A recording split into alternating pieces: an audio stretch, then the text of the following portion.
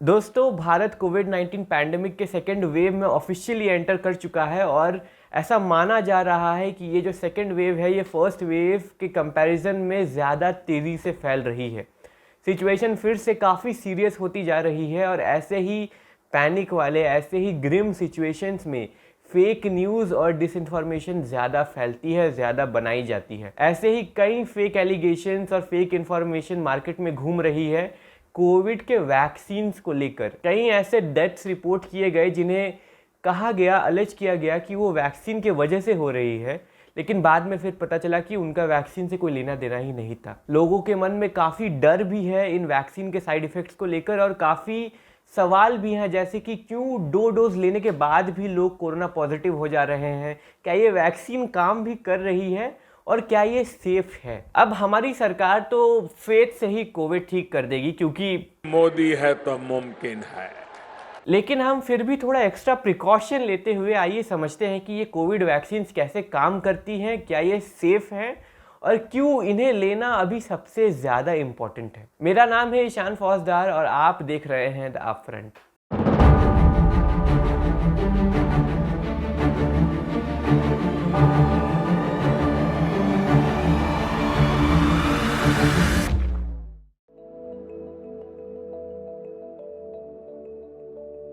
चलिए पहले सवाल पर आते हैं। वैक्सीन लगाने के बाद भी लोग पॉजिटिव क्यों हो रहे हैं? 2 डोजेस लगाने के बाद भी लोग क्यों पॉजिटिव हो जा रहे हैं? ये समझने के लिए हमें एक वैक्सीन की एफिकेसी को समझना पड़ेगा। ये समझना पड़ेगा कि एफिकेसी होती क्या है और कैसे निकाली जाती है। आप अभी जो ग्राफ देख रहे हैं स्क्रीन पे वो शायद आपने पहले देखी हो और अगर नहीं देखी तो अब देख लीजिए।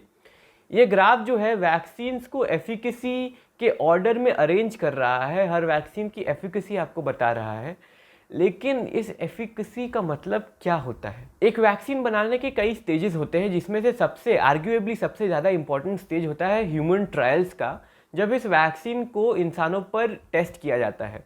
अब इन ह्यूमन ट्रायल्स को फर्दर डिवाइड किया गया है 3 स्टेजेस में, फेज़ 1, फेज़ 2 और फेज़ 3। फेज़ 1 में कुछ 20 से 80 लोगों पर ट्राई किया जाता है वैक्सीन। फेज़ 2 में यही नंबर बढ़ के 1000 हो जाता है और फेज़ 3 में जो सबसे बड़ा ट्रायल होता है 30,000 से 40,000 लोगों तक पर यह वैक्सीन ट्राई किया जाता है। हमारे लिए इंपॉर्टेंट है फेज़ 3 क्योंकि फेज़ 3 के बेसिस पे ही एक वैक्सीन की एफिकेसी निकाली जाती है।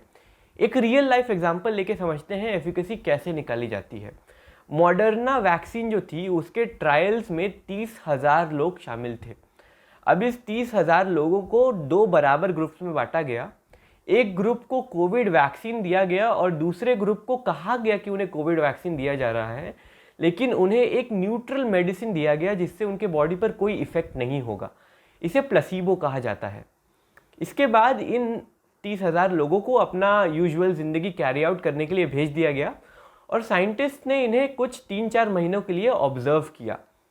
कुछ महीनों बाद ये पाया गया कि इस 30,000 में से 95 लोग कोविड पॉजिटिव निकले और इन 95 लोगों में से 90 लोग वो थे जो प्लेसिबो ग्रुप के थे और सिर्फ 5 लोग वो थे जिन्होंने एक्चुअल वैक्सीन लगाई थी। अब इसे ऐसे समझिए, अगर इस 95 के ग्रुप के सारे 95 के 95 लोग प्लेसिबो वाले ग्रुप पे होते तो इस वैक्सीन की एफिकेसी 100% होती, क्योंकि जिस ग्रुप को एक्चुअल वैक्सीन लगाया गया उस ग्रुप में से एक को भी कोरोना नहीं हुआ, इसीलिए 100% एफिकेसी।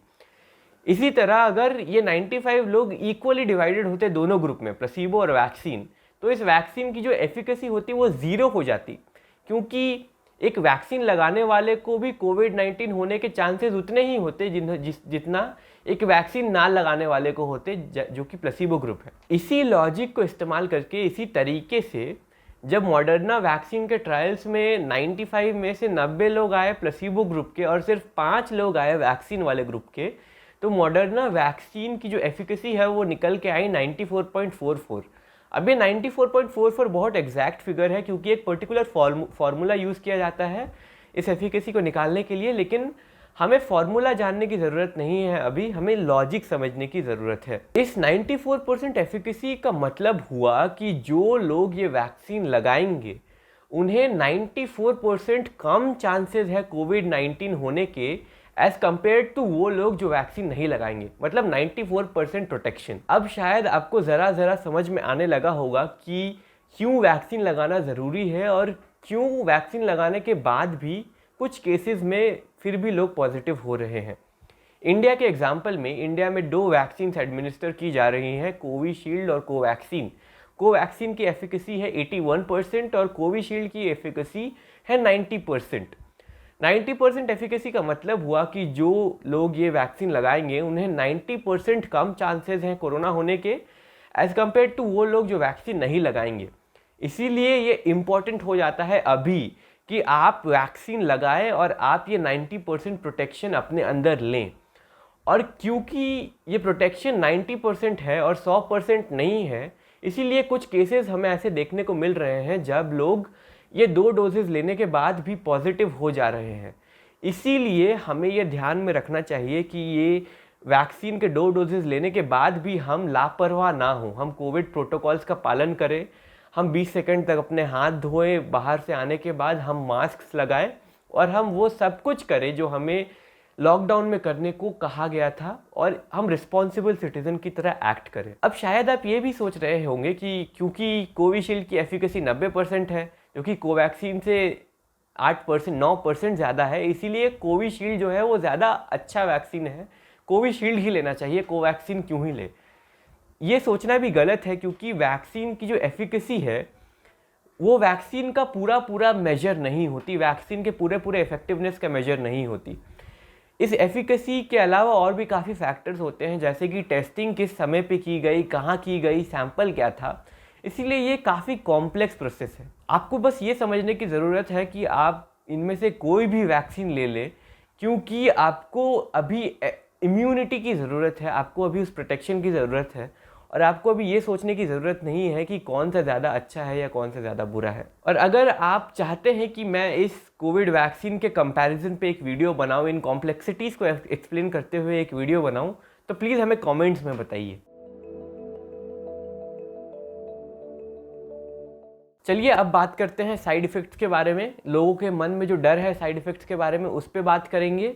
साइड इफ़ेक्ट्स क्यों होते हैं और साइड इफ़ेक्ट्स क्यों अच्छे हैं, उस पर बात करेंगे। पर ये सब समझने के पहले आपको ये समझना ज़रूरी है कि साइड इफ़ेक्ट्स के क्लासिफिकेशन क्या होते हैं और कोविड-19 के वैक्सीन लेने के बाद आपको किस तरह के साइड इफ़ेक्ट्स एक्सपेक्ट करने चाहिए और किन साइड इफ़ेक्ट से आपको डरना चाहिए, आपको सतर्क रहना चाहिए। US department of health and human service के अकॉर्डिंग साइड इफ़ेक्ट्स 4 कैटेगरीज में डिवाइडेड हैं: माइल्ड, मॉडरेट, सीवियर और लाइफ थ्रेटनिंग। जैसा कि आपको दिख रहा होगा, माइल्ड पेन मतलब वैसा दर्द जिससे आपके डेली एक्टिविटी पे कोई असर ना हो, मॉडरेट दर्द उससे थोड़ा ज़्यादा, एंड सो ऑन। इसी तरह फीवर जो 100 to 101 डिग्री फ़ारेनहाइट के बीच है वो माइल्ड माना जाता है, 101 to 102 के बीच जो है उसे मॉडरेट माना जाता है, and so on and so fourth. अब वैक्सीन लेने के बाद आपको माइल्ड या मॉडरेट साइड इफ़ेक्ट्स ही होने चाहिए और अगर इससे ज़्यादा साइड इफ़ेक्ट्स आपको होते हैं तब वो खतरनाक, लाइफ थ्रेटनिंग हो सकता है। हालांकि मॉडर्ना और फाइज़र के जो हमें डेटा मिलते हैं उससे हमें ये पता चलता है कि इन दोनों वैक्सीन्स के जो साइड इफ़ेक्ट्स हैं ये मोस्ट केसेस में माइल्ड और मॉडरेट ही होते हैं और प्रोटोकॉल ही ये कहता है कि अगर कोई वैक्सीन के साइड इफ़ेक्ट्स लाइफ थ्रेटनिंग हो या लॉन्ग टर्म हो तो उसे पास होने ही नहीं दिया जा सकता। इसीलिए आपको इतनी चिंता करने की ज़रूरत नहीं है। फिर भी आप खुद से चेक कर सकते हैं कि आपके जो साइड इफ़ेक्ट्स हैं वो किस कैटेगरी में हैं। इंडिया में जो कोवैक्सीन और कोविशील्ड एडमिनिस्टर किया जा रहा है उसके इतने स्पेसिफिक डेटाज अवेलेबल नहीं है, पर उनकी फैक्ट शीट्स अवेलेबल हैं जिसके हिसाब से मैं आपको इनकी साइड इफ़ेक्ट्स बता सकता हूँ। ये है कोवैक्सीन के साइड इफ़ेक्ट्स उसके फैक्ट शीट के मुताबिक और ये है कोविशील्ड के साइड इफ़ेक्ट। अगर आपको एलर्जिक रिएक्शन का मेडिकल हिस्ट्री हो तो भी आपके लिए ये वैक्सीन थोड़ी खतरनाक हो सकती हैं। प्रेगनेंसी के दौरान भी ये वैक्सीन खतरनाक हो सकती हैं। मैंने इस सेगमेंट में बताई सारी जानकारी को डिस्क्रिप्शन में लिंक कर दिया है। सारे कैटेगरीज, सारे फैक्ट शीट्स डिस्क्रिप्शन में है। आप खुद से उन डिस्क्रिप्शन में जाके चेक कर सकते हैं कि आपके साइड इफ़ेक्ट्स किस स्टेज में हैं और क्या आपको फ़र्क पड़ना चाहिए या नहीं।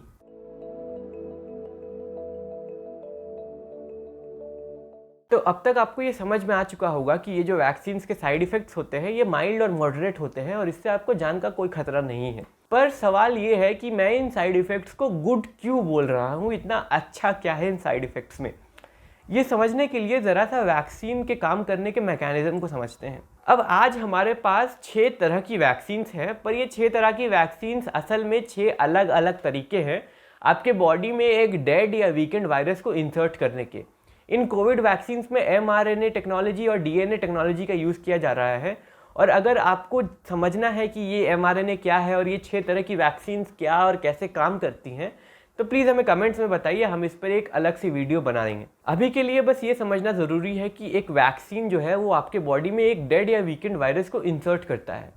अब जब एक डेड और वीकेंड वायरस आपके बॉडी में पहुंच जाती है तो आपका इम्यून सिस्टम अपना काम करता है, उस वायरस से लड़ता है।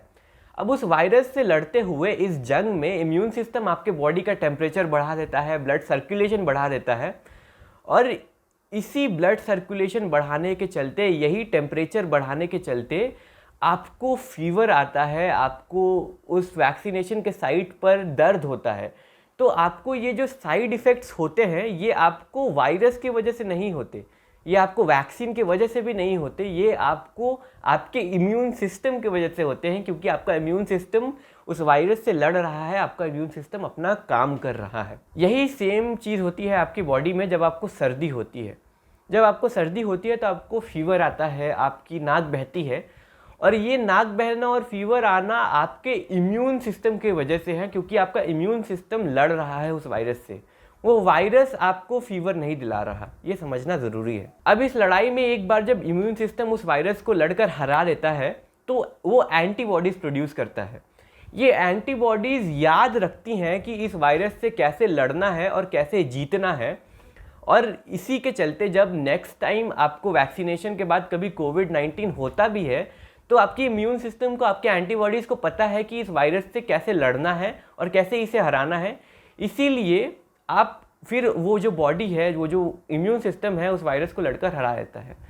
ऐसे ही हर वैक्सीन काम करती है। हर वैक्सीन आपके बॉडी को एक वीकेंड वायरस से एक्सपोज करती है ताकि आपका बॉडी सीख जाए कि उस वायरस से लड़कर उसे हराते कैसे हैं।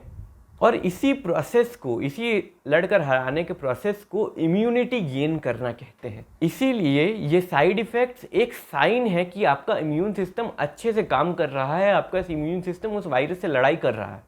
इसीलिए मैं ये कहता हूँ कि ये जो साइड इफ़ेक्ट्स हैं ये गुड हैं, ये एक अच्छे साइन है और आपको इनसे परेशान होने की कोई ज़रूरत नहीं है। कोविड वैक्सीन्स के केस में जो साइड इफ़ेक्ट्स हैं वो बाकी जो वैक्सीन्स हैं, जैसे टेटनस की वैक्सीन या फ्लू की वैक्सीन, उनसे ज़्यादा हो सकती है, क्योंकि कोविड की वैक्सीन्स में ज़्यादा एडवांस और ज़्यादा स्ट्रॉन्ग टेक्नोलॉजी का यूज़ किया गया है, mRNA और DNA जो मैंने आपको बताया। हालांकि आप ये भी मत समझिए कि अगर आपको साइड इफ़ेक्ट्स नहीं हुए तो आपका इम्यून सिस्टम काम ही नहीं कर रहा, ऐसा बिल्कुल नहीं है।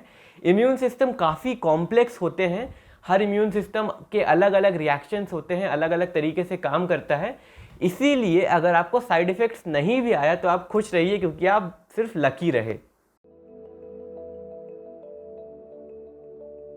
मैं आशा करता हूं कि अब ये वीडियो देखने के बाद, ये समझने के बाद कि वैक्सीन कैसे काम करती हैं, साइड इफ़ेक्ट्स क्या होते हैं, आप इन वैक्सीन को लगाने से नहीं डरेंगे, इन पर भरोसा करेंगे, और आप ये भी समझेंगे कि इन वैक्सीन में 100% गारंटी नहीं है। इसीलिए वैक्सीन लगाने के बाद भी आप मास्क पहनेंगे, आप कोविड-19 प्रोटोकॉल्स का पालन करेंगे।